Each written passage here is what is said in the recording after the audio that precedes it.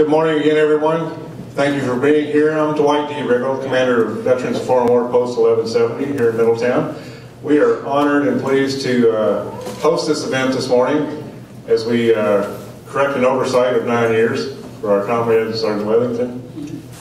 And at this time, I'd like for our honor guard to please escort our distinguished guests up to the front.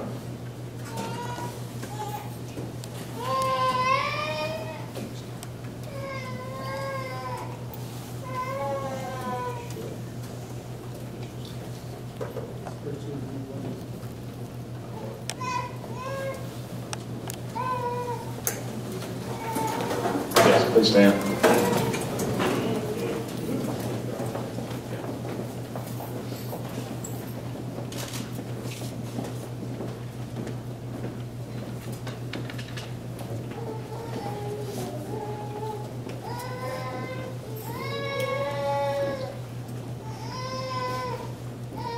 Honored guests have arrived. I will ask you to remain standing.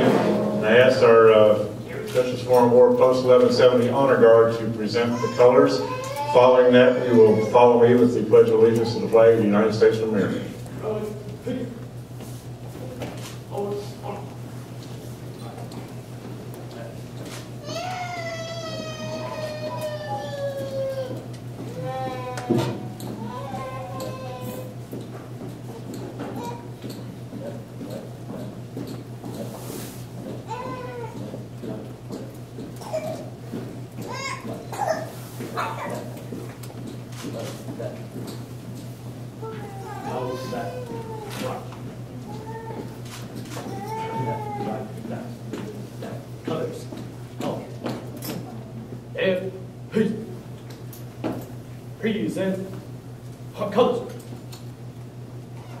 I pledge allegiance to the flag of the United States of America and to the republic for which it stands, one nation under God, indivisible, with liberty and justice for all.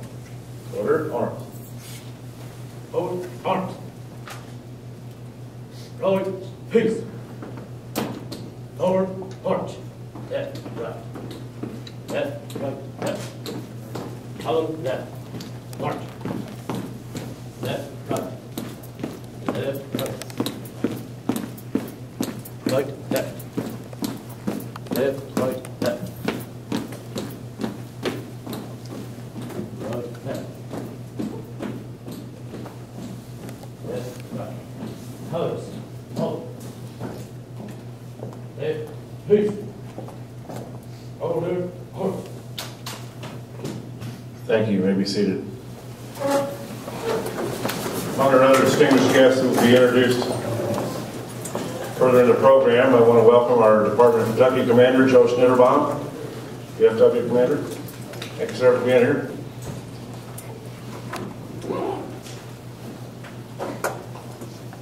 We'll begin with introducing Chris Smirk,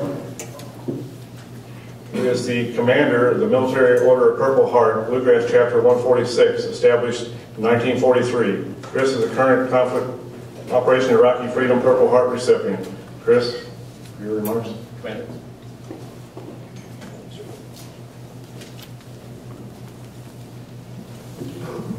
It is not often that we get a chance to identify both the history and the tradition of the Military Order of the Purple Heart and its badge, which we claim as both the badge of military merit all the way forward to its present configuration as the Purple Heart Medal.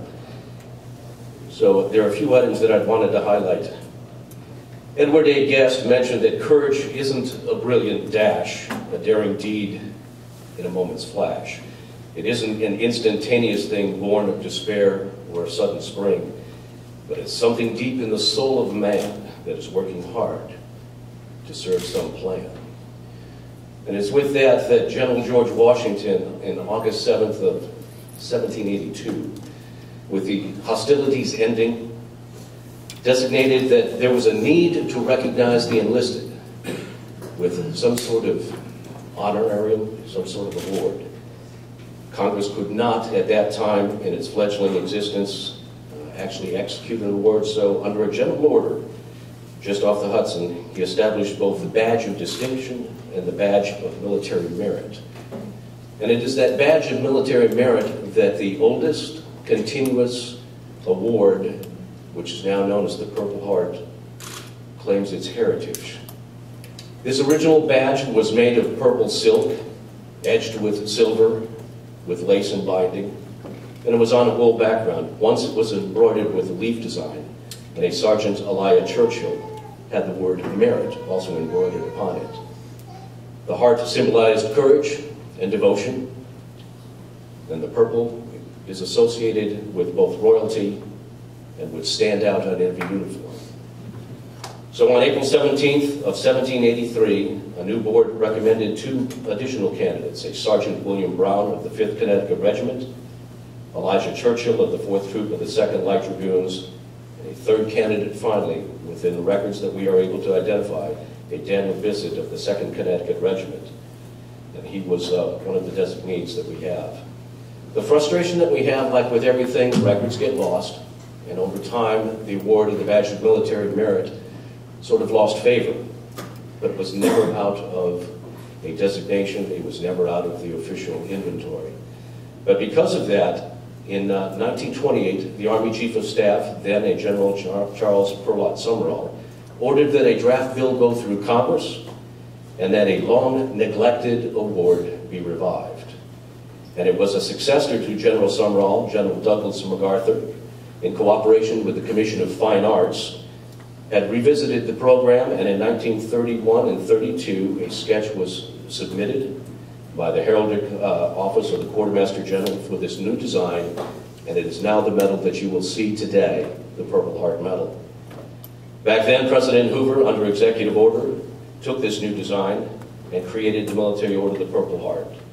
The soldiers were given this for meritorious service citations, and those who had wound ribbons or wound chevrons from World War I were at that time authorized to actually receive the new medal that was struck in 1932.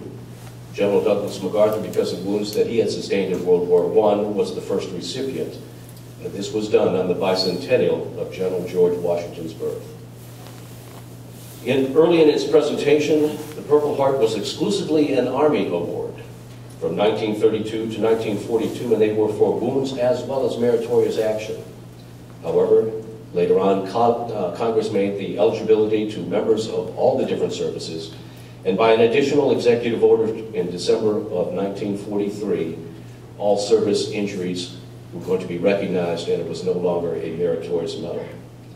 Provisions were made in 1962 for the posthumous awarding of that medal, and it wasn't until 1984 that again changes by executive order under President Reagan identified and increased the eligibility of the Purple Heart to those persons wounded in terrorist acts or as serving as part of a peacekeeping force.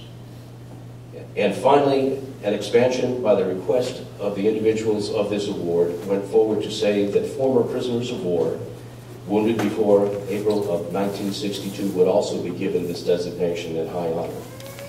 In 2008, an estimated 17,000 deceased POWs were also made eligible for this award under the presumption that such deaths were as a result of enemy action, and this action would be retroactive until 1941. So the Purple Heart Medal, from its inception as the badge of military merit to its present construction, has recognized with honor and distinction the service of all those who have worn the scars of battle, who have proudly served our country. And we're going to see in a long, continuous line yet another recipient of this award today. And we are deeply grateful for your showing up and serving as a small reminder to young Jesse and his wife what an important thing it is for us to recognize those soldiers who have given their ultimate. Thank you.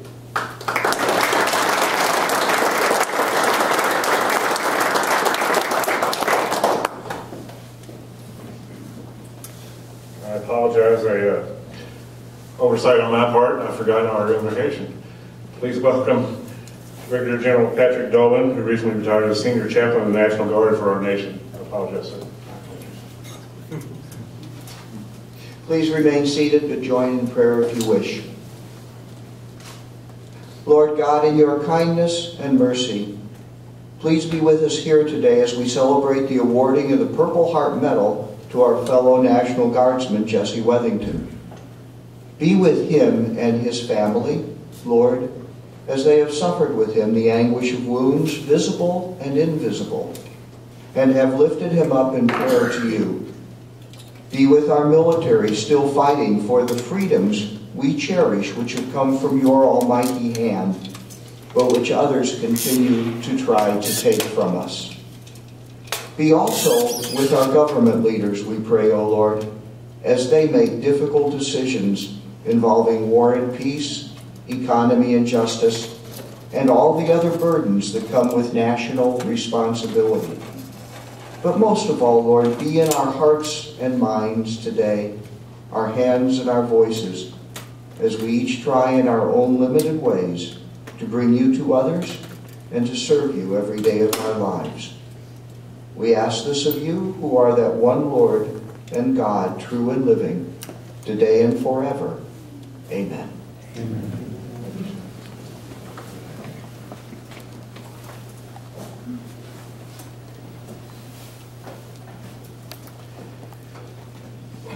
It's now my pleasure to introduce Glenn Phillips of Liberty, Kentucky. Glenn is a retired Kentucky Army Guard Staff Sergeant, a close friend of Sergeant Wethington, and an advocate for many Kentucky veterans. Glenn.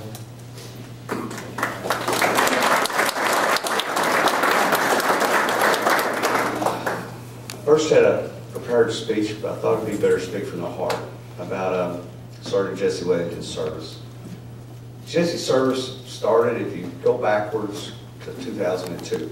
About this time, Jesse was a high school senior. He enlisted in the Kentucky Army National Guard, knowing that this nation had just suffered a great attack by terrorists on 9/11. I always thought those were our bravest that we received at those times, that stepped up and volunteered, enlisted, knowing what the cost would be and what it could be. Jesse, that's not surprising on his part, with his family, the way his family having a long history in military service. As far as I know, in his family, they're from our county, Case County, every major conflict this country's had. For example, his father served in the 101st Airborne in Desert Storm and retired from the active Army. His brother, that's here today, served in the United States Air Force. There's another brother, David, that currently serves in the United States Army at Fort Bragg, North Carolina, as a warrant officer. Very impressive. Jesse went along after high school and went to course of basic training, his advanced individual training. After that, returned to the unit, the 1st of the 623 Field Artillery. Soon later, 2004, so he wouldn't have been back less than a year. His unit was mobilized for Operation Iraqi Freedom. Jesse found himself as a communications specialist deployed to Iraqi Freedom in 2005. Jesse's service he spent 12 months in Iraqi Freedom. Upon return, 2006, early part of 2006, Sergeant Wethington still continued with the Kentucky Army National Guard, carrying a heavy burden, injuries that were visible and some invisible. Sergeant Wethington eventually was discharged, medically discharged from active duty in 2012. His wounds, seen and unseen, had overcome him. Sergeant Wethington, his service, when I met him, we were talking, he said, well, I'm retired and I don't have nothing to do. I said, no, you're not retired, young man, because all of us in this room, most of us that have signed that oath and have sworn, no one ever said that it's over. No one ever took it away. When you swore and made that promise, that there's no end to that. You always continue to serve in one capacity or another. Also, the heavy burden that he carries from his service, consider that an honor, that so others may not have to carry that. And I pointed out children and women. I said, look, they're happy. You're carrying the burden of probably 100 people. And that's a blessing if you want to look at it that way. Sergeant Wethington's service, looking back at it, he's a brave young man. All throughout his service, it's not surprising though that he joined the Kentucky Army National Guard with two missions as a mission to defend the state, help in disasters, and of course defend the nation. With that said, honor Jesse today, and that's why we're here. Senator McConnell, I'd like to say, on behalf of Jesse, myself, and Liberty, Kentucky, there's no words we can ever say thank you enough, sir. After contacting your office and you, sir, in less than 2 months, this omission was corrected as you took Jesse's case to the United States Army. They realized the mistake had been made. It's never heard of. Sir, we need more people like you in Washington. All I say is thank you very much.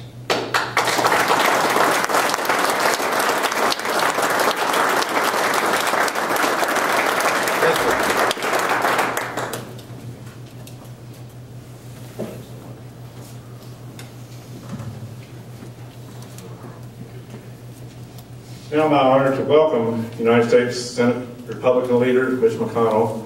Senator McConnell has been an ardent supporter of our nation's service members, veterans, and military retirees, especially those serving in posts throughout our Commonwealth, including Fort Campbell, Fort Knox, Bluegrass Army Depot, and the Reserves and the National Guard of Kentucky. He's also one of the most active leaders in Congress in pressuring the Veterans Administration to reduce its backlog of pending claims.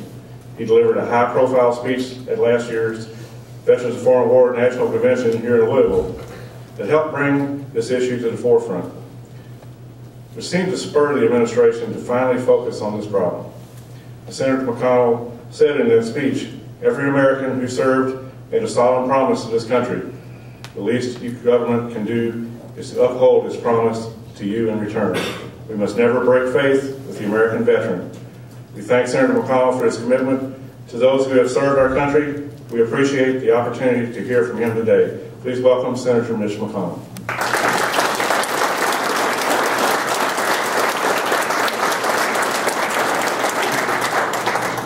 Well, thank you very much for joining us today for a really important occasion. We're all moved by the heroism of those who've served over the years, and certainly our honoree today is among them. Thank you, General Dolan, for the invocation. As I said, it's my honor to be here today with the Purple Heart Medal presentation to Sergeant Jesse T. Wethington of Liberty, Kentucky. He receives this for wounds received in action while serving in our country in Iraq, as you've heard. It's an honor that is long overdue. Because we are here to recognize the service of a brave soldier, it's fitting to be at a VFW post. Here we are at post 1170. I want to thank our host, led by VFW Post Commander Dwight Riggle. I also want to thank VFW State Commander Joe Snitterbaum, right over there, and VFW leaders Brian Duffy and Carl Palin, my good friends, for all they have done in support of America's veterans. It's a pleasure to have Chris Smart and the Kentucky chapter of the Military Order of the Purple Heart here today to welcome Sergeant Wethington into their ranks. Chris and the Military Order of the Purple Heart, like the VFW, are strong advocates for our veterans. And on this day, when we're honoring a Kentucky Guardsman, it's wonderful to see so many Kentucky Guard soldiers and airmen here today, including our superb Adjutant General, Ed Tonini. Finally, I'd like to welcome the folks who came here from Jesse's hometown. Jesse's wife, Ashley, his daughter, Hannah, his mother, Gail, Jesse's brother, Chris, and Chris's wife, Dorothy, Jesse's mother-in-law, Mrs. Hope Metz, Casey County Attorney Tom Wells. Tom, did you make it? Sorry, Tom didn't make it. He's a longtime friend of mine. I thought he'd be here, but I'm sure he sends his congratulations, Jesse, as well. Liberty VFW Post Commander and former State VFW Commander Claude Wyatt, welcome to VFW Post 1170. You've heard some of this already, but I want to repeat that the original Purple Heart was known as the Badge of Military Merit. It was established by George Washington himself, as you've heard. And as such, the Purple Heart is the oldest existing military award that is still given to service members. I think the commander of the Continental Army and our first president can speak better than I to the courage and bravery which this award represents. In July of 1776, at the outbreak of the War for Independence, General Washington wrote in his own hand the weight of the task that had befallen him and his army. Here's what he said in 1776. The fate of unborn millions will now depend, under God, on the courage and conduct of this army. We have therefore resolved to conquer or die. Let us therefore rely upon the goodness of the cause and the aid of the Supreme Being, in whose hands victory is to animate and encourage us to great and noble actions. The eyes of our countrymen are now upon us. That same patriotism, that same spirit of '76, which was embodied by the leader of the Revolutionary Army, lives on today in those in uniform, such as Jesse. Perhaps that is inevitable in Jesse's case, given that he hails from a place called Liberty, a town founded by Revolutionary War veterans in 1806. Although warfare has changed dramatically since the Revolutionary era, the valor of our war fighters, such as Jesse, remains the same. That valor would have been instantly recognizable to George Washington. It is the same valor that propelled Americans to victory against the mighty British Empire, the same valor that propelled Americans to die for other men's freedoms in the Civil War, the same valor we remember in the greatest generation, men and women who sacrificed halfway around the globe to save democracy. The same valor displayed in the Cold War conflicts in Korea and Vietnam. Sergeant Wethington's service is simply the latest chapter in a long and unbroken line of heroism and sacrifice, a line that is as old as our country. The story of Jesse Wethington, the soldier from Liberty, is like that of those who served in the Revolutionary War. It is the story of a volunteer. Jesse could have chosen any number of paths that would not have involved protecting the fate of unborn millions, paths that would not have placed him in imminent danger. Instead, Jesse volunteered to serve in the Kentucky Army National Guard. He volunteered to go on the road in a Humvee that would be targeted by the enemy in Iraq. He volunteered to sit in the gunner's turret. And even after his injury in combat, Jesse volunteered again to sit right back in that gunner's turret through the end of his tour of duty. Jesse was mobilized with Battery B, 1st Battalion, 623rd Field Artillery of the Kentucky Army National Guard in late 2004. And he deployed to Iraq in January of 2005. He served as a communications specialist and worked in the Tactical Operations Center at the Forward Operating Base. In his communications role, Jesse had a view of his entire unit's activities. He saw the gun trucks and Humvees that deployed every day, and how often they were targeted by the enemy's IEDs. He saw good men, friends of his, injured. He saw the deaths of 3 soldiers in his units, Kentuckians all. Knowing these things, knowing all the risk involved, Jesse still volunteered. And when a spot opened up in a gun truck, Jesse stepped forward and said, "Send me." Jesse volunteered yet again to serve as a gunner. He encountered several IEDs on the road, but always came away uninjured until that fateful day, September 30th, 2005. On that day, Jesse's Humvee was moving slowly through a congested traffic as part of a convoy. It stopped, and Jesse stood up in the gunner's hatch to direct traffic. Suddenly, an IED struck the right side of the truck with devastating force.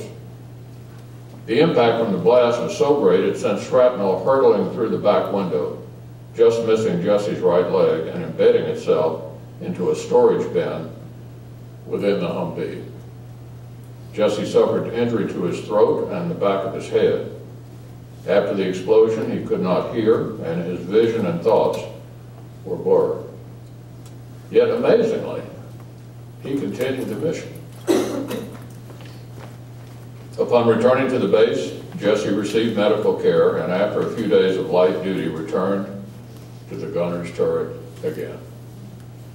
He finished out his tour of duty through the end of the year and returned home from Iraq in January of 2006. Unfortunately, Jesse's departure from the battlefield didn't end his struggles. He suffered traumatic brain injury, hearing loss, and post-traumatic stress disorder, and is continually confronted by the effects of his injuries. Through all these difficulties, I know Jesse's greatest source of strength and support is his family, especially Ashley and Hannah. Coincidentally, the very same day Jesse found out he would be receiving this Purple Heart, he and Ashley also discovered they would be having a baby boy. It's entirely fitting that news of both events arrived on the same day, given Jesse's valor in defending the fate of unborn millions. Before the presentation of the Purple Heart Medal, I want to note that there is another hero in this story, and you've heard from him. It's Jesse's friend and fellow soldier, retired Staff Sergeant Glenn Phillips, who's already spoken on this program. Without you, Glenn, we probably wouldn't have heard about all this, and thank you for taking the initiative to make sure this recognition was received. It was Staff Sergeant Phillips who gathered the facts in order for Jesse to receive this Purple Heart today. Glenn, who is also from Liberty, as he explained, has helped look out for Jesse and many other veterans over the years. When Jesse told Glenn he didn't think anyone would care, that he had yet to receive his Purple Heart. This is what Glenn had to say. He said, "Jesse, I care, and the VA cares, the U.S. Army cares, and people you don't even know across this great land." Ladies and gentlemen, I couldn't agree more. I think the witnesses here today for this solemn occasion are proof positive that Kentucky does indeed care and cares deeply about you, Jesse, and your bravery in uniform. And we're grateful for all you have done and continue to do to make us proud.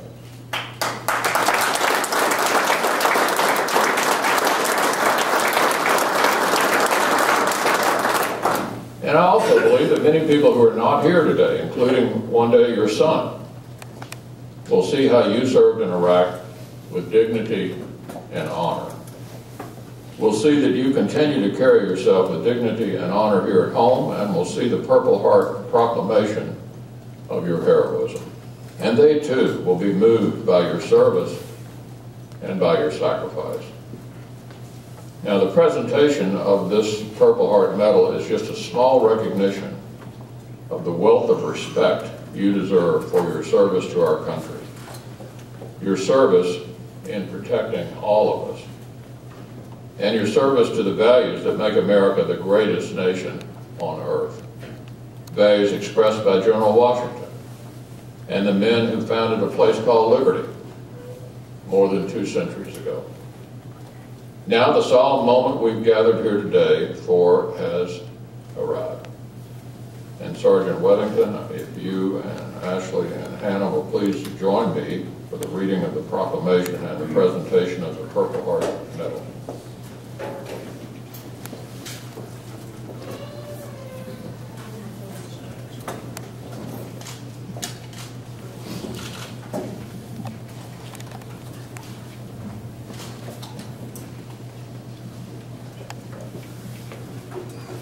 United States of America, to all, please stand, to all who shall see these presents, greeting. This is certified that the President of the United States of America has awarded the Purple Heart, established by General George Washington in Newburgh, New York, August 7, 1782, to Specialist Jesse T. Wethington, United States Army, for wounds received in action on 30 September 2005 in Iraq, given under my hand in the city of Washington. David K. McCullen, U.S. Army Human Resources Command, and John M. McHugh, Secretary of the Army.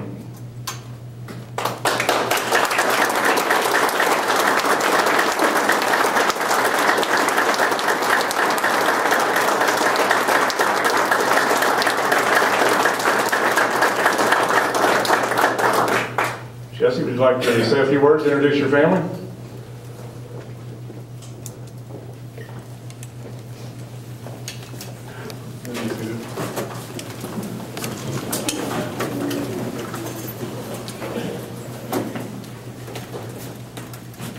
Everybody. This is my daughter, Hannah. My wife, Ashley. But,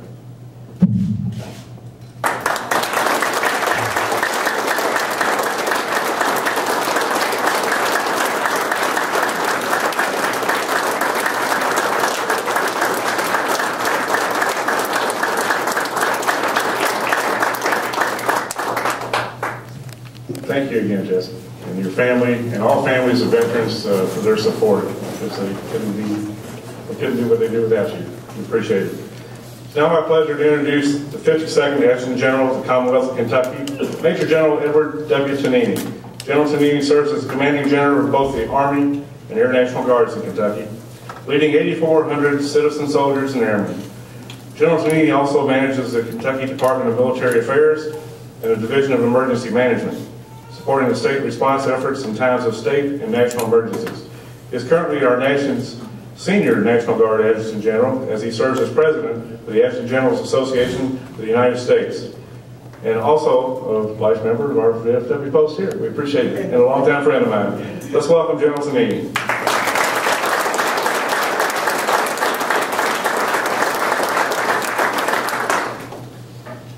Thank you, Senator McConnell, Commander Smirk, Purple Heart veterans all out there, including our latest one, members of the VFW Post 1170, and our honored guest here. You know, today we've had the great pleasure of honoring Sergeant Jesse Wethington with the prestigious Purple Heart Medal. It can only really be explained why it happened 9 years later as the fog of war. And, you know, when Senator recited the number of people that cared about you getting that, let me stand up and say I care as the Adjutant General of the Kentucky National Guard, and I know that there are 8,500 other people that today are still in uniform that care, and today was a great day for all of us. I got to tell you that Sergeant Wethington represents the best of the Kentucky National Guard. He's a true ambassador of the over 16,000 instances of soldiers and airmen that have deployed from the Kentucky Army and Air National Guard in support of global contingencies since 9/11. Like Sergeant Wethington, our men and women have sacrificed much for our nation. They've gone to so many faraway places, Iraq, Afghanistan, Djibouti, Kosovo, in cantonment areas, in the fields of combat, and in the skies over those fields. Some paid the ultimate price for their dedication to our nation. While we don't have an exact account, we know several hundred, such as Sergeant Wethington, received wounds in combat, severe and slight, physical and mental. Many have been recognized for heroism, including the Distinguished Service Cross, 3 Silver Stars, and dozens of Bronze Stars with Valor. I think Sergeant Wethington and his fellow Guardsmen represent the best our nation has to offer. It's good that we take time today to honor this and their service. Those of you with us here today fully understand the meaning of service to our nation. You've deployed yourselves, I know, and were part of the fight to maintain freedom firsthand. It also describes the strengths of soldiers like Sergeant Jesse Wethington, those who have given so much in the line of duty. Sergeant Wethington, it's an honor to be with you here today and to be part of this very important presentation. Thank you so much for your service. May God be with you and your family, and may God be with our troops everywhere, and may God bless this great nation, the United States of America. Thank you very much.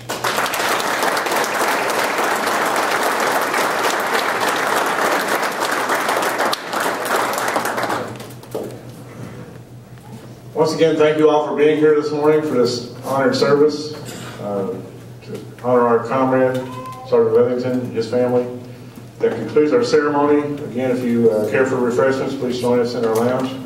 And thanks again.